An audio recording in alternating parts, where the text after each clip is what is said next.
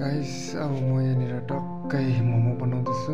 मोमो बनाइसकेपछि चाहिँ अब टक्कै यसरी हेर्न सक्नुहुन्छ मिठो मोमो यसरी म सर्भ गर्न गइरहेको छु।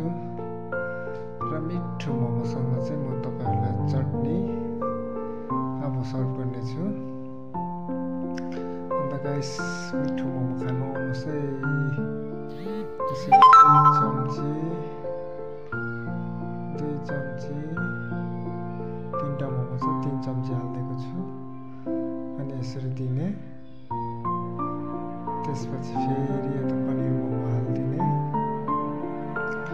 पनिर मोमो मिठो गरेर खाइदिने र फेरि पनि कस्टमरहरू आइदिने र यसरी प्लेटमा टक्क हालेर चाहिँ मजाको चटनी टक्क लगाएर चाहिँ गाइस